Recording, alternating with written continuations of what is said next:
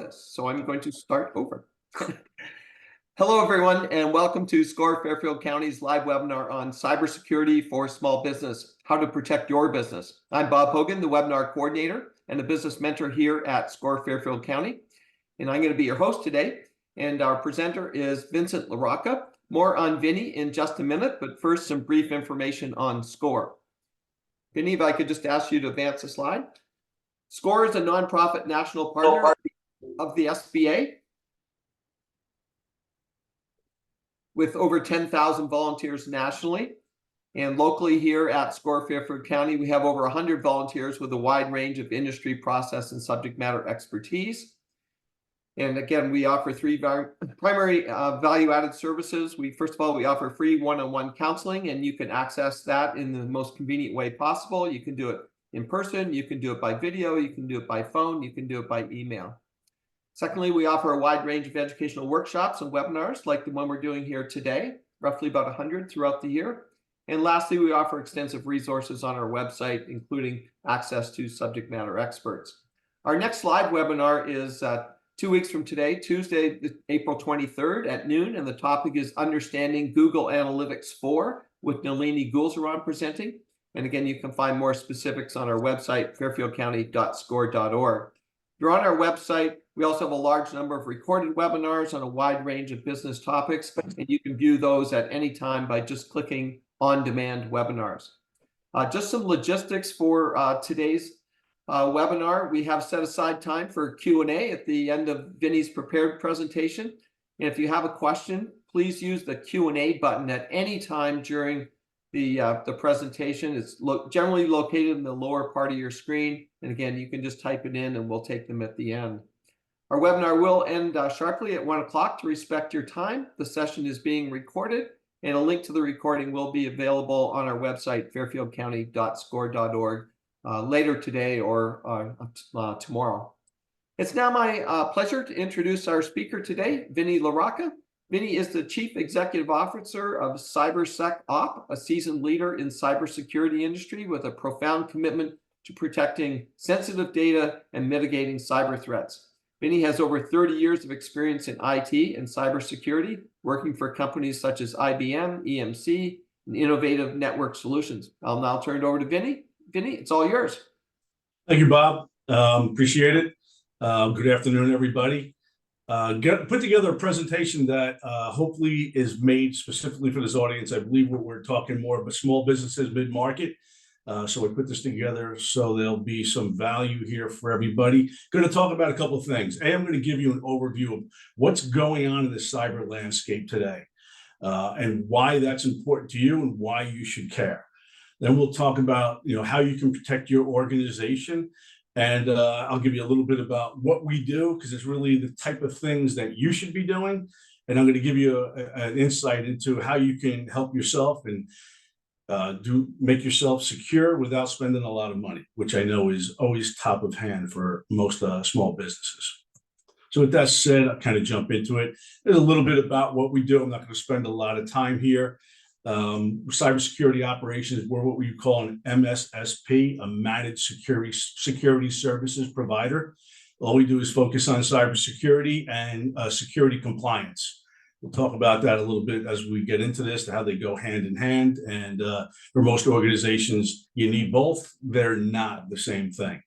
Vinny, it's Bob. The slides are not advancing. I'm not sure if you've moved it. Sorry about that. They are advancing on my screen. So they're not advancing on mine. All right. I'm going to stop the share and I'm going to start it again. Okay.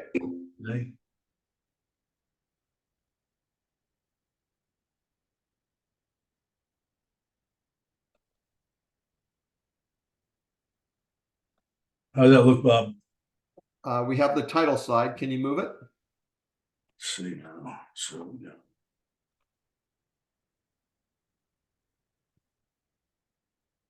You seeing it advance? Not advancing. What would that be?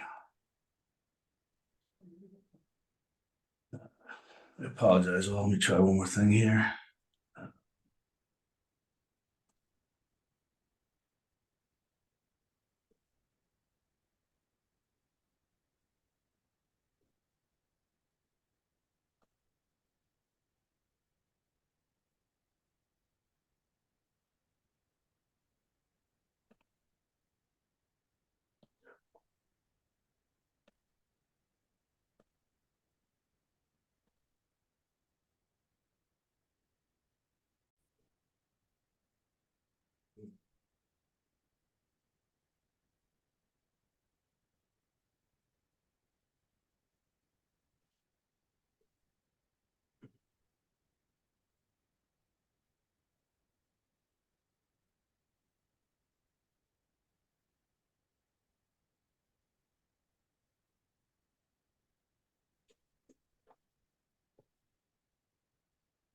Okay. Okay, we good? Yes. Okay, let's go. All right. Sorry, everybody. Once again, we'll jump right back in. So, cybersecurity operations, we are what you would call an MSSP, managed security services provider, providing security services and security compliance services to organizations from small all the way up to Fortune 500. We are an ISO certified organization, which is very important when you're dealing with an MSSP. It basically means not only do we practice what we preach, but we've been vetted out by a third party to ensure that we're following all those controls and regulations that we're actually talking about right now. Next slide, Rob. One more? Yeah. I'm not seeing it advance on my screen. I don't know why that is. I don't know if everybody else is. I don't know what's going on here. Hang on. Makes me feel better that it's not just me.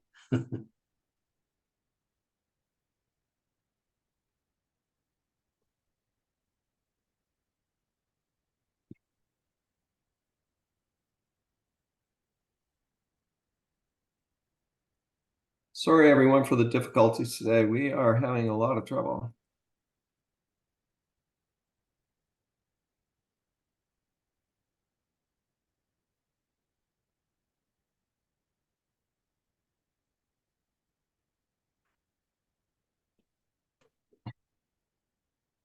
I've lost the presentation. Hang on.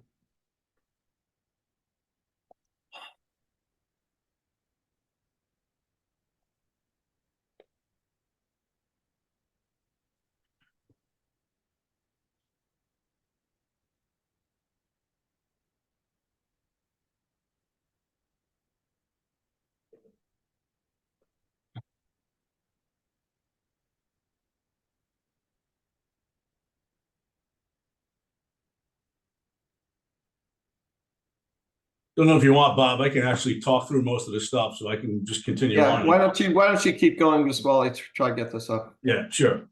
So no problem. So once again, everybody, first thing I want to talk about is, what's going on in the cybersecurity space today. So first of all, cybersecurity and cybercrime go hand in hand, right? They're one needs the other. Unfortunately, cybercrime is the fastest growing business in the world. At the end of 2024, it is come out by Gartner that it'll be $11.5 trillion a year industry, which is why it's not going away. According to the FBI and Homeland Security, a ransomware attack happens every 35 seconds in the United States. We deal with these ransomware attacks on a weekly basis. We probably have 5 or 6 organizations that get hit with these. And most of them have been in that mid-market to small space that always felt it wasn't going to happen to them. And what's really important to understand is the way these attacks, most of these attacks go about, they're not targeted, they're random. With the introduction of AI, one more slide, Bob. One more, sorry. With the introduction of AI today, it allows these threat actors to ramp up their attacks on just a unbelievable scale. And when I say that most of these attacks are random, they attack IP addresses. And these AI attacks can attack 10,000 IP addresses per minute. What these threat actors are doing is they're looking for a vulnerability. They're looking for a weakness. They've got AI-driven tools that go out there. They look for a vulnerability by IP address. And once they find it, they exploit it. And one of the reasons it's happening to the smaller organizations is because they haven't spent the requirement or the budget to implement the controls to prevent this from happening. So although they're going to, they know they'll get less money out of a small business, they know it's an easier attack. And that's why they're targeting these smaller businesses. We're going to talk about an organization called Bolt Typhoon in a little bit. It's an organization out of China that is being tracked by basically every U.S. entity that can track them, FBI, Homeland Security, CIA. And they're targeting the smaller and actual home users now because they target devices that are what we consider either end of life or outdated, that are no longer patched. You've got you've got a lot of businesses, and now you've got individuals that work from home that are probably accessing the internet through a Wi-Fi device that was provided by their cable provider and hasn't had a password changed in 3 years. Those are easy attacks for these threat actors. Most organizations, before COVID, spent a lot of money to secure their offices. Once the remote user started working from home, all those controls went out the window, and now we just added a whole new level of vulnerability to our accounts. As we mentioned, or as I mentioned, the nearly 80% of these ransomware and actual attacks, I shouldn't just say ransomware, these cyber attacks, 90% are preventable. So many organizations have controls in place today, like two-factor authentication, but they don't use it consistently across their network.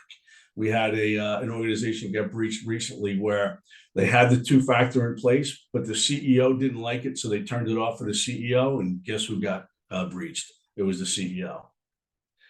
Approximately 64% of all these attacks are because of human error, because somebody got a phishing email, opened a site they shouldn't have, gone somewhere they shouldn't have, went to a website that's not secure.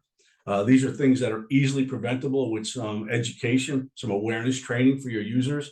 Doesn't cost much money and could prevent a good number of these type of attacks. Another thing that I hear on a almost daily basis from the smaller organizations, smaller businesses, is I've stored my data in the cloud, so I don't really have to worry about it. That is the farthest thing from the truth that you can imagine. The cloud is just another platform. So your platform is if you've got a server in your office or you've got your server in the cloud, doesn't matter. It's a platform that you're storing your data in. Amazon, for one, will tell you they provide you a platform. They don't provide you the security. That's really on you. So it's important to understand that. Next slide, Bob. Okay, so security is everybody's business. A lot of organizations will have what we call a CISO, who's responsible for cyber. But if he doesn't have the buy-in from everybody else in the organization, it's just not going to work. Like I said, if you've got one individual that's opening up phishing emails because he's not aware or doesn't care, he puts the entire organization in jeopardy. And in the small business market, those type of attacks, those ransomware attacks, I've seen 60% of these businesses, go under, especially if you don't have something like cybersecurity insurance, which is becoming more and more expensive on a daily basis because these organizations are not putting controls in place to detect and prevent cyber crime. Next slide, Bob.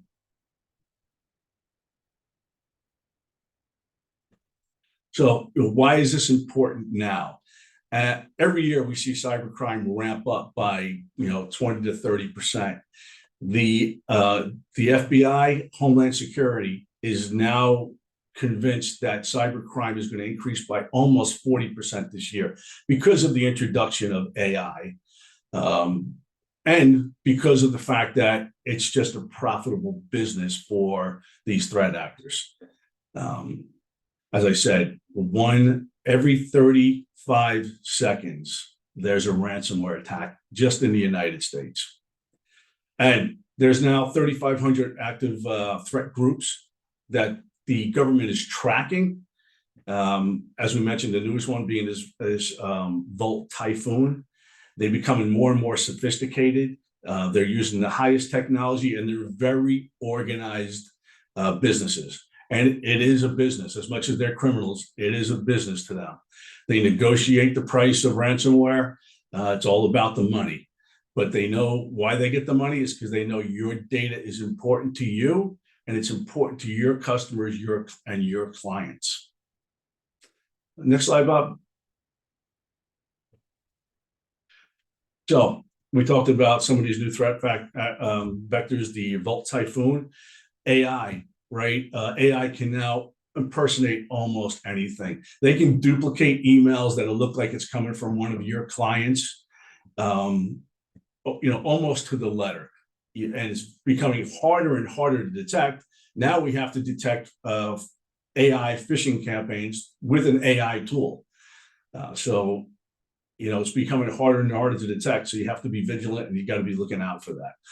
Extortionware. So if we went back a couple of years ago, ransomware was basically that. They encrypted your data, told you when you paid them, they would give you the decryption keys back, and you could recover from that. A lot of organizations started to get more and more sophisticated backups to try to prevent that from happening. So basically what these threat actors did is say, okay, well, now if you're not going to pay me, not only am I not going to decrypt it, I'm going to sell that information on the dark web.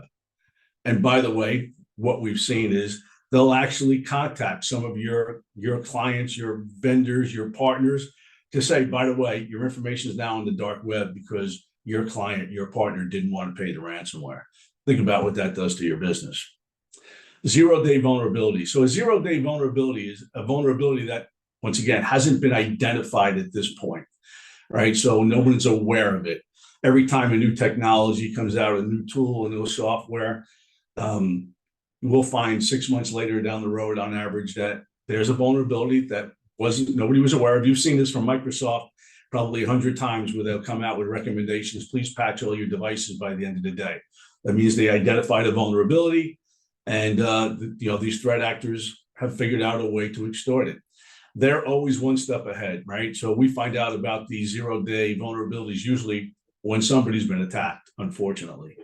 So when you do get those recommendations to patch, it's critical that you do that. Once again, it's something that can save your business, and it doesn't cost you much money. Token scraping. So we all use this two-factor authentication or multi-factor authentication, which is a great tool. I actually consider that like airbags in a car at this point. Everybody should have them. But now there's, these threat actors have figured out a way to hijack the token. And there are some better tools now that'll prevent that. So, because you've got a control in place today, doesn't mean that's the best control to have in place tomorrow. So you need to stay up, on top of the latest technologies and the latest trends. We here at CyberSecOp, we spend a lot of money to stay ahead of all that. We get, these threat intelligence documents from a large number of organizations that, we review on a daily basis to protect our clients. It's a lot, but it can save your business by staying on top of it. And as we said, we've already talked about the Vault Typhoon, just one of a number of organizations that pop up every day that are looking to, extort you and your data. Next slide, Bob. Thank you. This was an alert that we just received about a week ago, and this was in regards to the Vault Typhoon. And this is how serious our organizations in the U.S. are taking it. It's already been rampant in Europe and really hit a lot of the smaller businesses and a lot of the individuals that work from home. Like I said, that's an easy target. We did our own cybersecurity summit here a few months back, and we demonstrated how one of my employees could overtake a Wi-Fi access point and basically everybody's machine in that conference in a matter of about 15 minutes. It's very easy to do. We're at the point now where if individuals know how to access the dark web, you can buy kits to do these type of infiltrations and attacks. It's really become that sophisticated and that easy. So once again, very critical business risk to be aware of. If you've got a lot of users that are working from home, whether it's you or your employees, it's important that we start figuring out how to change passwords on your the routers or the whatever piece of equipment they're using to access their Wi-Fi from home. That's a very easy point of vulnerability. Make sure you're using a two-factor authentication. Make sure you're using a secure VPN, and make sure they're doing secure Wi-Fi access. And secure Wi-Fi access means that you need a password, right? You'll see a lot of times individuals are, they do a lot of traveling. They're in an airport and they use the airport's Wi-Fi access, and it lets you right in. You don't need a password. That is one of the easiest ways to get hit with a threat or a vulnerability. Next slide, Bob. So we talked about the difference between security and regulation. Another reason why businesses, small or large, need to invest in cybersecurity, prevention, detection, remediation, response. Every state in the union now has a data privacy and data security law. So, if you're keeping or responsible for any type of data, PII, personal health information, PII, personal identifiable information, or PCI, personal credit information, if you transact, store, gather, or use any type of that information, you're responsible for it. I hear often where organizations will say, well, I'm getting that information from my client, but I'm storing it in the cloud, or I'm storing it in an application that's online. Once somebody gives you the information, you are the custodian of that information. You can't go and say, well, the information got breached, but it's not my fault. It's, that entity's fault. That's not how the law works. You're going to be responsible for that loss. And those losses can result in fines if you get audited, not to mention lawsuits. And these are just some of the things that are coming in 2024. There's so many laws, regulations that are changing, that are getting added, even the ones that have been in place for a couple of years. California CCPA or the Euro's GDPR, these are data privacy laws. And the acronyms can get confusing. But even the ones that have been around are now changing and adding to it, in addition to all the new ones that are coming about. So once again, it's you're probably finding more and more of your customers are telling you before they can do business with you, they need to know your security status, your security rating. Gartner basically came out with a statement that said by the end of 2025, a business's security rating will be more important than its financial rating. Next slide, Bob. One more. So we'll talk about some of the best practices to help protect your business, your organization. It always comes down to the data. Right? Most organizations or most individuals I talk to think it comes down to the infrastructure, and that's not the case. It's all about the data. What kind of data are you working with? Are you storing? Are you responsible for? We call that data classification. Do you have PII, PCI, PHI, like we mentioned earlier? It's important, very important to know that. All these regulatory mandates require that you know that. And then it's called data mapping. So now you know what you have. Do you know where it is? If you needed to back it up, if you got breached, would you know where that data got breached from? Most organizations will find that they've got data in a file server, in the cloud, in their email, on their laptops, desktops. Very critical to know where that data lives today. And then the last one is, okay, now you know what kind of data you have, you know where it lives. Do you know who has access to it? In a more sophisticated environment, not everybody would have access to all data, right? You need to limit the number of individuals that can see and access that data for the purposes of protecting your business and protecting your clients and vendors if that information is there. So this triad here that we put up, that's kind of how we operate as an organization here at CyberSecOp. Integrity, confidentiality, and availability. They align to those three things that we talked about: the integrity of the data, the confidentiality, and the availability of it. So obviously, you need that data to run your business, but there's most of your partners, vendors, customers are relying on you to protect it, and the law is requiring you to protect it. One more, Bob. Thanks. So cyber threat prevention, best practices. And like I said, try to focus on the things that are not that expensive that most organizations can put in place, if not cheap. Some of these things cost you nothing. It's just a matter of staying on top of it and can save your business. Multi-factor authentication these days, it's a nominal cost. Like I said, it's like airbags in a car. Everybody should have it. And you need to have it, a uniform implementation. Meaning you don't have it on 5 of your users when you've got 10 users. You don't have it on one of your applications when you've got 10 applications. It's really important to have that implemented in a uniform fashion. You're probably seeing more and more of the cloud applications that you're using, whether that's a QuickBooks Online or your banking, they're actually requiring the two-factor authentication today. You know, they've got it in place for you, which just goes to show you how important it is. Next generation firewalls. So a firewall, once again, it's another piece of equipment that's come down greatly in cost. We've even got it to a point where we mandate it for all our home users. You know, we give a next generation firewall from everybody who's working remotely. As I mentioned, easy point of vulnerability. A next gen firewall uses got some embedded tools that will allow you to detect these threats as they're trying to come in. What we call IPS IDS, intrusion prevention and intrusion detection. So it can, everything you do, all your traffic goes through a firewall. If you're working from an office, if you're working remotely, each user goes through that firewall. So a critical device to prevent a threat. Antivirus malware, I mean, that's a given by now. I'm sure everybody has that. Most systems come with it. Systems patching. Once again, this is something that there's no cost to. It's just a matter of having somebody stay on top of it. You know, you should be looking at updating your patches, you know, on at least a monthly basis, unless there's a notification of something critical, and then you should be doing those patchings immediately.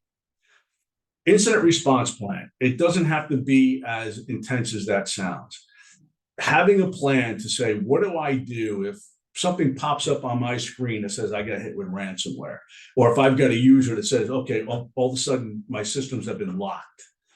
What would you do? Who would you call? How would you operate? Trying to put that together after an event can cause a delay. That delay can result in a cost that's substantial. So if you detect something quickly, you can isolate it and remediate it. Maybe you keep it from one device, not going across your entire network. But if you don't react, it can end up taking over your entire network, and then it can be very costly. So have a plan, know what to do in the event something does happen. Attack surface risk detection. There's some free tools actually out there on the internet you can get to detect anomalies. If you've got the antivirus in place and a good malware detection in place, that should, you know, help with 80% of these. But there are some, you know, like I said, free tools out there that can help. Vulnerability testing. For any organization that understands the value of being secure, has clients, vendors that are requiring you to be secure, a vulnerability test is the thing that'll let you know what you don't know. And obviously, if you don't know something, you're not going to be able to fix it. These vulnerability tests are basically acting as a threat actor from the inside of your organization and from the outside to see what we can access, where we can get, what data can I get to. And once we perform those tests, from there, we can tell you these are the things you need to do to remediate it and keep your data safe. User awareness training, very cheap these days, right? It's a matter of a few dollars a month for each user. If there's one thing that I would recommend, it's that. Having your users understand where they should go and shouldn't go, what they should open and shouldn't open, can save your business.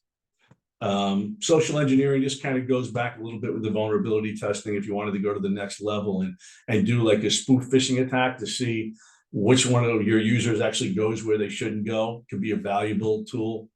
Cybersecurity insurance. Now, I said most of these things were cheap and reasonable. That is one thing that's going in the other direction. It's becoming more and more expensive. And the reason is these insurance companies have been paying out a lot of money over the last 4 or 5 years.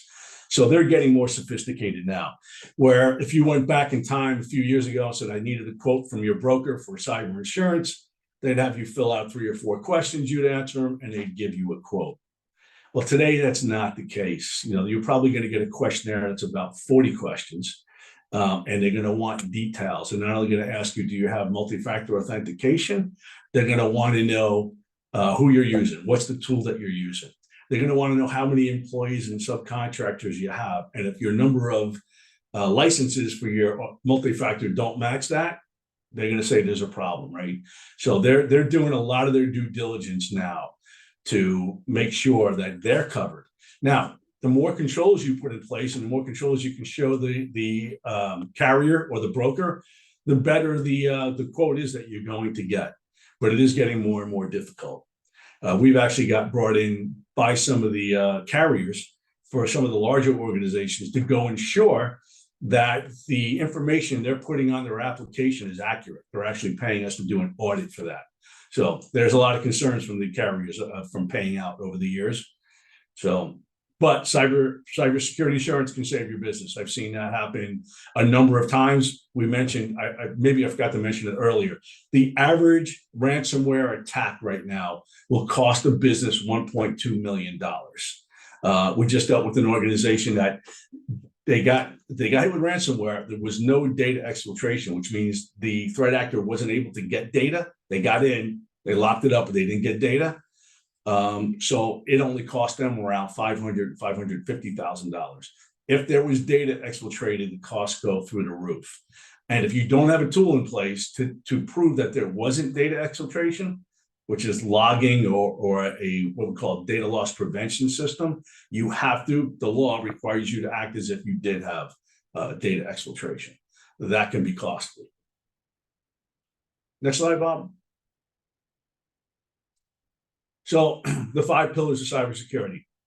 Thought this was important to go over. It's not simply a matter of let's put in a firewall and let's train our users and we're good, right? You need to look at this from a holistic view. How do I identify if there's an issue, if there's an anomaly, if there's an attack? As we mentioned, a next-gen firewall would be the first line of detection for that. That would help. There's a lot of tools that would help with this. But if your identification is, well, somebody's laptop just got locked up, it's probably a little bit too late. So you want to start thinking about how would I detect an anomaly? How would I detect a threat? Protect, that's kind of security 101. Most of us do think about it from the protection point.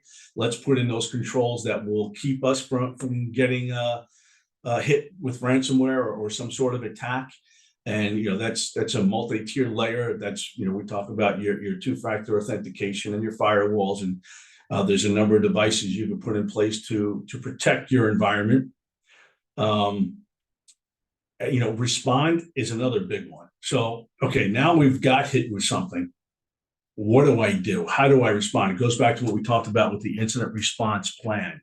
Knowing how to respond, knowing who does what, and a lot of this will bring in more than just your organization.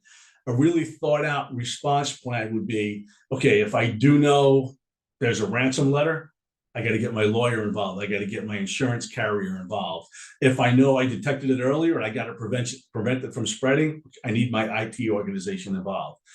And you can go out on the web and you can find some good templates for incident response plans, at least to get you thinking in that right direction. Once again, very important. The quicker you can respond, the better off you're going to be. And then, the most important, assuming that an event happened, how do I recover? If it was a ransomware attack, am I going to pay the ransomware? Can I recover from my backups? The more sophisticated attacks will encrypt your backups. There was an attack a couple of years ago. It was called the Dark Tequila attack. It was an attack on a number of Mexican banks.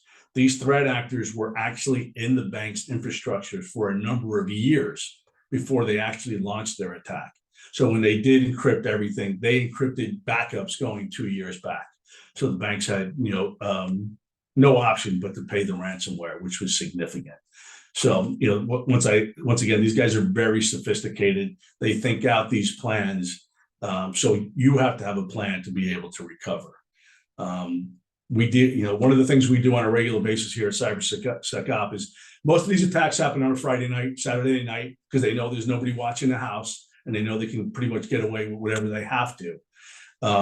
We get calls by organizations that everything has gotten locked up, so they got to pay the ransomware. We actually go and we'll negotiate the cost of the ransomware with the threat actor. We get it down on average by 50%. And then the next phase is, okay, they only get paid in crypto. So how are you going to pay them?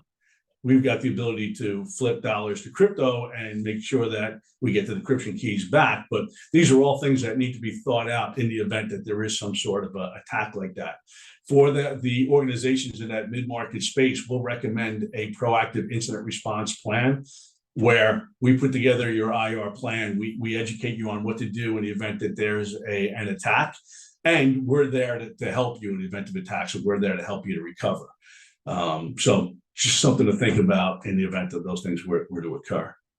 Jump to the next one, Bob. All right, so another thing that you can really do on your own for a smaller organization trying to save money is do your own self-assessment, right? By not sticking your head in the sand, you can save yourself a lot of headaches. Think about, we talked about your data. Think about what kind of data you have. Where is it? Who's got access to it? What applications you use every day as part of your operations?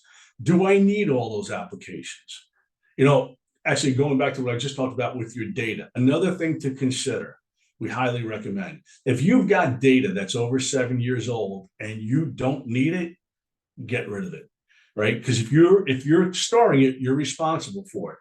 But if you delete and wipe that data in a manner that ensures it's gone, you're no longer responsible for it. So most organizations we've seen, they've got data going back from the day they started, going out 10, 20 years, and something that they'll never use again, don't need.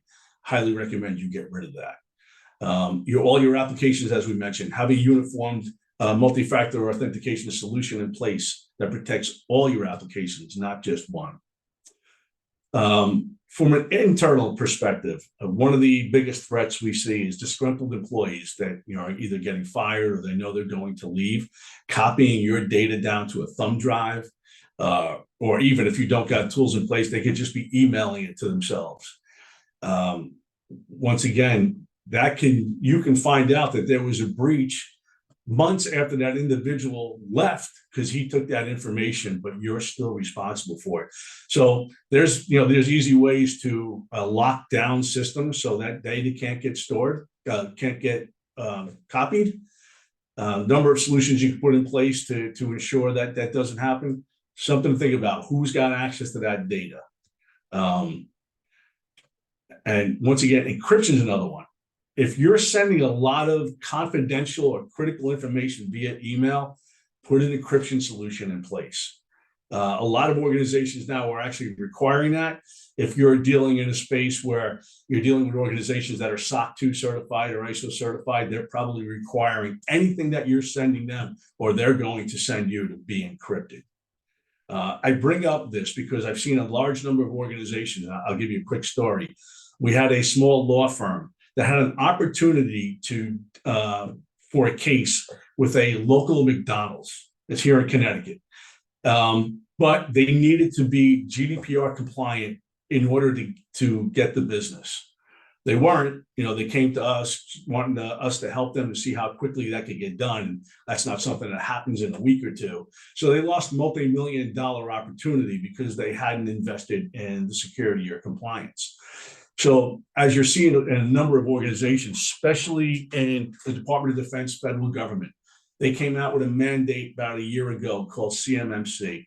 It's a regulation for anybody that's part of their supply chain to implement data privacy and data security framework. And for them, it's pretty black and white. You have this framework in place, or you don't do business with the Department of Defense or the federal government. For an organization like mine, I'm ISO 27001 certified. Some of my vendors and partners, I've required them to have certain frameworks in place, controls in place, or I can't do business with them either because I'll lose my certification. So that behavior is driving a lot of this down to the smaller organizations. Those that thought they didn't want to invest in data privacy and data security are being forced to, or they're losing opportunity. And there's a little link there. I can send this out. There's a link you can go to look at to find out what, based on your business, your geography, what kind of regulations you need to adhere to and should be looking into. Next slide, Bob. How are we doing on time? So security overview, we kind of touched on this. I won't spend a lot of time because I know we're running late. I'm going to jump to the next one there, Bob. And this is just a little bit of how we help, and I'm going to run right through this. I'm not here to sell you guys. I'm just trying to educate you. Some of the services that we provide cyber assessments and audits for organizations. Just about every framework, every regulation we'll do for New York DFS, CMMC, ISO. A lot of these acronyms might not mean anything to you, but it's a large number of different frameworks that need to get audited, and that's what we'll do on a regular basis. Next slide, Bob. Data security program. Organizations will completely outsource their data security and data governance to us. And we'll build the program, we'll maintain the program, and we'll govern the program. GRC, governance, risk, compliance, are really what it all comes down to. So this is just touched on a little bit of what we're managing for our clients, what we're showing them, where they are when we started, where we're going to get them to, and what their cybersecurity scores are. Once again, depending on your industry, can be critical. Next one, Bob. So that's pretty much it. I think we were right on time for Q&A. Hopefully, I didn't rush through it too much. I know some of those acronyms can get a little confusing, but yeah, no problem. I know we got off to a little bit of a slow start, but we do have quite a few questions. So just a reminder, if you have a question, please use the Q&A button, and we'll take as many as we can in the next 10 or 15 minutes. And our first question is, I think you're talking about vulnerabilities at the beginning. What's an example of an IP vulnerability? So these threat actors use tools to target IPs, right? So the IP itself isn't not a vulnerability. They're targeting an IP that's probably tied to your business, your domain, your infrastructure. So they're using that IP to go after, let's say, a firewall. And they're going to ping that firewall to find ports that are open that shouldn't be open, for example. That's an easy one for them. Once they find open ports, easy way for them to target their attacks and get malware and ransomware into your environment. Okay. Here's one from Elizabeth. Is it safe to store Google passwords? Well, it's a matter of how you store it and where you store it, right? I recommend, there's a lot of free applications out there now that you can download. FirstPass, for example, where it's a password creator, so you don't have to worry about storing your passwords. So many people store their passwords on an Excel spreadsheet. Don't recommend that. If you are going to do it, here's a couple of best practices. Don't save that Excel file as a file called passwords. That's the first thing they're going to go look for. And I can't tell you how many people do that. And don't actually put the password in your Excel spreadsheet. Put a hint that will remind you what that password was. So if it's your home address, put home. Don't actually store the home address. Because that's the first thing these threat actors look for when they get in your environment, is any password they can get their hands on. Okay, good advice. You're talking about hackers. Here's one. If you pay a ransom, what's the probability of getting your data back? So I can't respond for everybody, right? I can tell you, because we know what questions to ask. We've been at 100%. We've never not got the decryption keys back. These guys, believe it or not, they're more businessmen than they are criminals. They know if they didn't give you the decryption keys back, no one would ever pay again. So it's really important to know that if you do pay the ransomware, expect in about 4 weeks' time, they intend to come back after you because you paid. They probably left the back door into your environment if they got in once, or they know how to get in again, which is why it's critical if you do get hit with a vulnerability that you find out what it was and remediate it. But to date, it's been 100%. That's good to know. Here's one from on data from JS. Data example: emails, photos, financial information is just as important to home users as business data is to businesses. What should home users have in place? Yeah, so it's a great question, right? And we're focusing more and more on the home users today. So as far as your data, I don't recommend storing that kind of important data on your home laptop or desktop. If you do, you want to make sure it's encrypted. There's applications out there and programs that'll let you encrypt it. But if not, you want to put it. There's some solutions out there, like Box, for example, where you can buy a storage device with security built into it. That doesn't mean you ignore your home security on top of it, but you can get some built-in inherent security with that. But yes, I mean, even your home photos, right? We've seen those popping up on the dark web, and they're important to individuals, and obviously sometimes there's photos people don't want to get out, so it's important that you protect that. And the same thing, have two-factor authentication to get into your machine at home. Even your own devices. So it's not a matter of just logging in your password. You've got the two-factor authentication there. Those would be important. Yeah, I think that's good advice for home users. There's a couple of questions on firewalls. One from Julie. Do you recommend a particular brand for a next-gen firewall? And I'll give the other one as well. Is a Netgear's Orbi okay? So, I mean, I don't sell product, right? So, I couldn't tell you one's that, much better than the other. It's kind of really not what I do, but I can tell you we deal a lot with Cisco and Meraki, based on some of the tools that they allow us to use. That doesn't mean a Netgear Orbi is not good. I couldn't really answer that question. I don't know specifically about that one. That's fair enough.